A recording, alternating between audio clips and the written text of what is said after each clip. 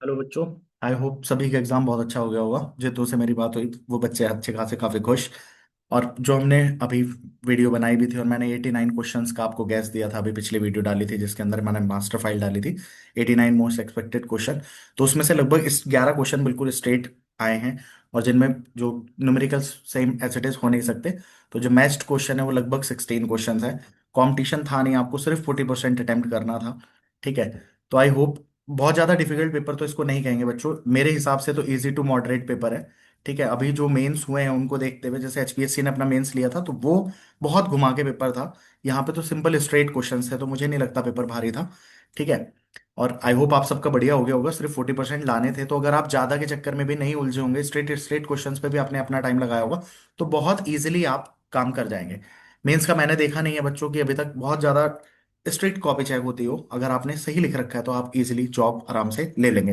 और computer science में करने वाले क्वेश्चंस बहुत सारे थे, तो मुझे नहीं लगता कि आप उसके अंदर कुछ भी दिक्कत होने वाली है किसी को भी।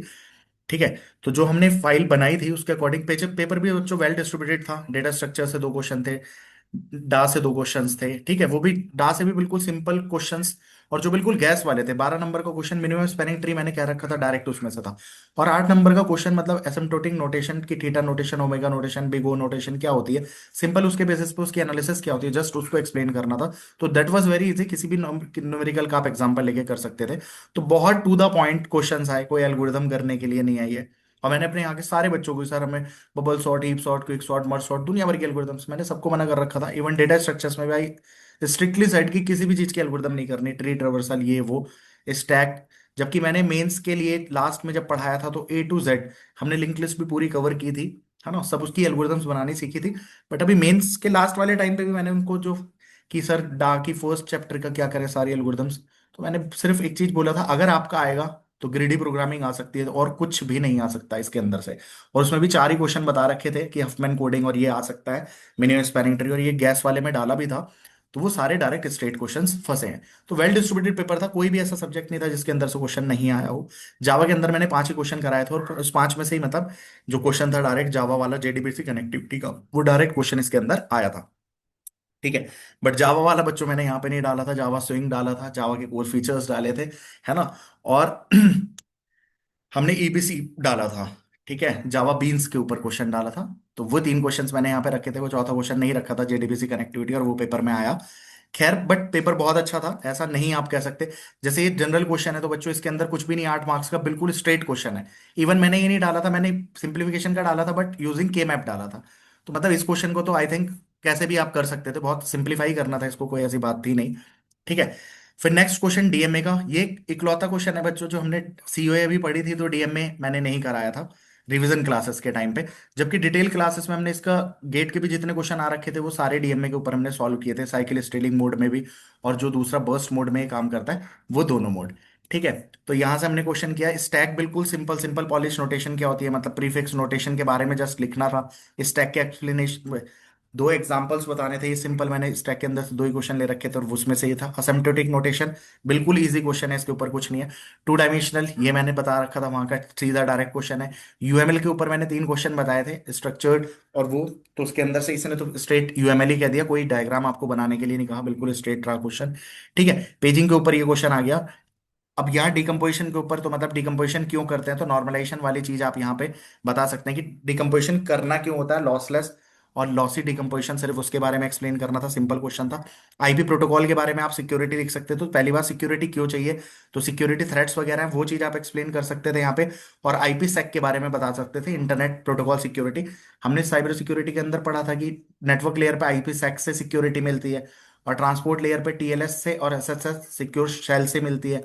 और पीजीपी पढ़ी थी हमने, pretty good privacy, it is giving for email के लिए देने के काम आती है। तो आईपी सेक को भी कर सकते थे इसके अंदर, ऑथेंटिकेशन हेडर वगैरह, और ईएसपी करते हैं, एनकैप्सुलेटिंग सर्विस पेलोड वगैरह, उसके ऊपर आप लिख सकते थे। और बाकी जो स्पूफिंग वगैरह है, उसके बारे में आप चीजें आराम से बता सकते थे। सीएमएम डायरेक्ट स्ट्रेट क्वेश्चन है बच्चों, मैंने 6 क्वेश्चन बताए थे। कंप्यूटर नेट सॉफ्टवेयर इंजीनियरिंग के ऊपर से, वहां से डायरेक्ट क्वेश्चन है। तो मुझे नहीं लगता मतलब किसी बच्चे को जो इसने प्री क्लियर कर रखा है उसके लिए ये क्वेश्चन तो मतलब आराम से 8 नंबर यहां से वो ले सकता है। अगर डीएम में ना भी पढ़ा होगा तो डीएम में मतलब चूंकि बहुत स्ट्रेट क्वेश्चन था तो हमारे वालों ने किया होगा अच्छे से आई थिंक। बट कि ये 8 नंबर कोई भी कर सकता था, 8 8 16, ये 8 नंबर आप आराम से लिख सकते हो। तो ये दोनों तो करने ही वाले थे, इन दोनों में कोई नंबर मुझे नहीं लगता घटेगा। और यहाँ आप लिखेंगे भी तो मतलब 20 नंबर यहाँ से आप आराम से जोड़ सकते हैं। ठीक है, ये 8 नंबर बिल्कुल स्ट्रेट क्वेश्चन आई थिंक 1188 इसका आंसर आ रहा है, इस बच्चे ने सॉल्व भी कर रखा था। ठीक है, पेजिंग का क्वेश्चन आप कर सकते हैं, डीबीएमएस रिलेशन आप अच्छे से एक्सप्लेन करेंगे। 7 नंबर यहाँ पे कुछ नहीं गए, 4 नंबर यहाँ पे कुछ नहीं गए, सीएमएम मॉडल आप आराम से लिख सकते हैं, 6 नंबर यहाँ से कुछ नहीं गए। 15 और 25 मतलब इन दोनों यहाँ से आप, मेरे ख्याल से हर बच्चे ने शायद यहाँ से आराम से 45 मार्क्स तो बहुत आराम से फर्स्ट सेक्शन से ले लिए होंगे। सेकंड बच्चों, ये क्वेश्चन मतलब क्या ही, मतलब मैं एक्सपेक्ट नहीं कर रहा इसे, मतलब 8 नंबर का क्वेश्चन होने में। सिर्फ आपको रूपरेखा तैयार करनी है, मतलब एक हाफ एडर यहाँ पे बनाना है। और इसके तो हमने डिफरेंट डिफरेंट वर्जन्स कर रखे थे बच्चों की सारे। अगर हम इसको देखें भी, हमने इसका किया भी होगा तो यहाँ पे डीएलडी के अंदर अगर हम देखेंगे कॉम्बिनेशनल सर्किट में,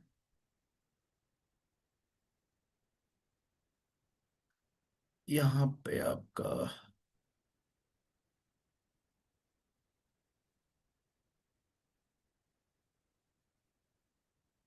यहाँ पे शुरू हो रहा है तो सेकंड वाले में हमने इसका,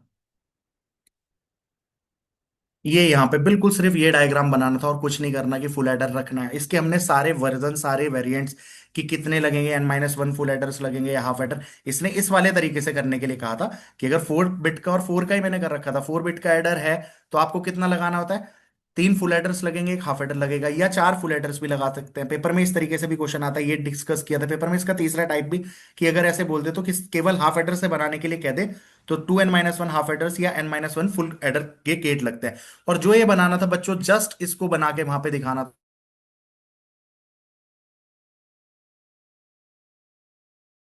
डायग्राम के लिए क्वेश्चन कैसे हो सकता है ना, ये आउटपुट हो जाती है कि सम के लिए S0 S1 S2 S3 और S4 निकलेगी। तो लास्ट वाली कह रही ये फाइनली आपका सम जनरेट करता है। तो आप चाहें तो फिर half adder full adder explain कर सकते थे, but that was not needed जिस बच्चे ने, क्योंकि कुछ बच्चों ने क्या किया कि सर हमें लग रहा है इतना छोटा है, तो फिर हमने इसका पूरे का पूरा वही बताना शुरू कर दिया कि एक्सप्लेनेशन ही हमने फिर पूरी कर दी इसके अंदर। ठीक है, अब इसके बाद हमने यहाँ पे फिर इसका मतलब ये इजी क्वेश्चन था मेरे ख्याल से, ये 12 नंबर आप सभी लेके आए होंगे, है ना। एड्रेसिंग मोड मैंने बिल्कुल स्ट्रेट क्वेश्चन दिया था, 5 क्वेश्चन सीओए के बता रखे थे, उसमें से एक क्वेश्चन ये था। इसी चक्कर में वो डीएम में नहीं भी लिखा गया, क्योंकि क्वेश्चन कम से कम करने में भी, 89 क्वेश्चन देने में भी 13 14 सब्जेक्ट्स में से, तो वो बहुत टफ काम था। बट स्टिल वहां से बच्चों 16 क्वेश्चन पूरे मिलने हैं, तो मेरे ख्याल से हर बच्चा जो उतना भी पढ़ के गया होगा वो अच्छे से करके आया होगा। तो ये क्वेश्चन बिल्कुल स्ट्रेट था 12 नंबर का। 12 नंबर का ये बिल्कुल स्ट्रेट क्वेश्चन है, इस क्वेश्चन को तो हमने काउंट ही नहीं किया है, तो जाके 16 क्वेश्चन है। ठीक है, जेडीबीसी कनेक्शन, तो ये मेंस वाले में मैंने जावा के सिर्फ 5 क्वेश्चन कराए थे मेंस की टेस्ट सीरीज में। और अगर वहां पे हम देखेंगे जेडीबीसी कनेक्शंस का जो एलटी मेंस के लिए हमने पढ़ा है, तो वहां से ये स्ट्रेट ऊट्स के अंदर जावा का जो हमने पढ़ा, तो जेडीबीसी कनेक्शन यहाँ पे 5 ही क्वेश्चन यहाँ पे बताए गए थे। जेडीबीसी का आर्किटेक्चर और कैसे वो उसके कम्युनिकेट करता है, डिफरेंशिएट बिटवीन इसमें और जेडीबीसी ओडीबीसी कनेक्टिविटी, तो सर्वलेट जेआरई ये सारी चीजें हमने यहाँ से डिस्कस की थी। ठीक है, तो ये क्वेश्चन डायरेक्ट आप यहाँ से समझ सकते हैं। बट मैंने 50 मेंस में ये नहीं रखा था, तो वहां से ये क्वेश्चन हटेगा। और इसके बाद हमने जो क्वेश्चन,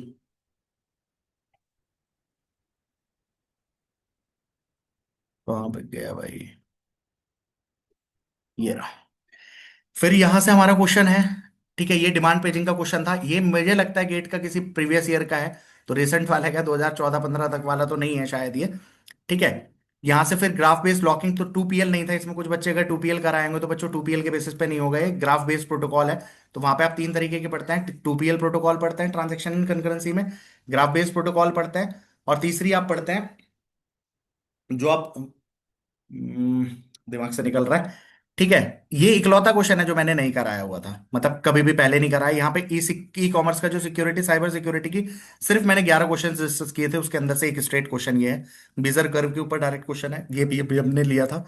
तो जो एनालिसिस है बच्चों ऑलमोस्ट सेम, ये मैंने इसकी की है।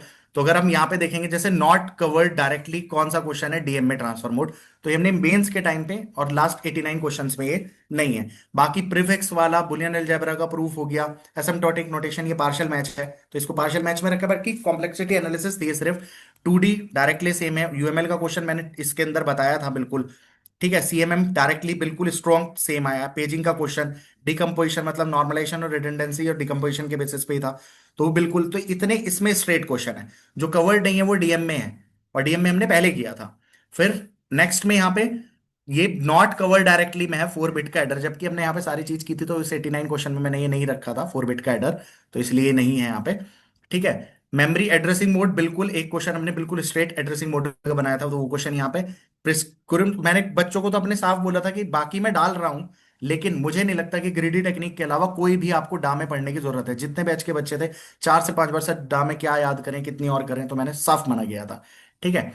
सी का प्रोग्राम अब जब मैंने यहाँ पे कराया था, तो बच्चों पॉइंटर्स के थ्रू, मेंस की क्लासेस में पॉइंटर्स के थ्रू हमने सारी स्ट्रिंग्स को चेंज करना सीखा था। स्ट्रिंग का सारा काम हमने यहाँ पे किया था। अगर हम सी प्रोग्रामिंग के अंदर देखें, तो जो जो मैंने यहाँ पे करके दिखाया था स्ट्रिंग में, तो हमने कॉल बाय रेफरेंस से इवन क्या क्या पास किया था, रिवर्स ऑफ एन एरे, है ना, reverse of a string directly करके, ठीक है। फिर कैसे हम पास कर सकते हैं स्ट्रिंग कंपोजिशन में ये, और उसके अलावा हमने पीछे वाले सारे क्वेश्चन कि call by value call by reference से किस तरीके से कर सकते थे, वो सारी चीजें हमने इसके अंदर डिस्कस की हुई थी कि किस तरीके से हम पास करते हैं। तो वो सारे क्वेश्चंस हमने ये किए हुए थे। तो सी में मैंने पहले ही कहा था, और इवन मेंस के लिए मना भी कर दिया था कि बच्चों प्रोग्रामिंग में कोई नहीं कह सकता कि कौन सा क्वेश्चन आ सकता है, तो मुझे नहीं लगता आपको वहां पे टाइम लगाना चाहिए, क्योंकि अगर प्रोग्रामिंग स्ट्रांग नहीं है तो फिर आप नहीं कर पाएंगे, उसमें डायरेक्ट बता पाना भी मुश्किल है, ठीक है। JDBC connection not cover directly है, बट मेंस की क्लासेस में मैंने जावा में सिर्फ 5 क्वेश्चन 7 क्वेश्चन कराए थे, उसके अंदर से डायरेक्ट क्वेश्चन है। डिमांड पेजिंग का क्वेश्चन डायरेक्ट है।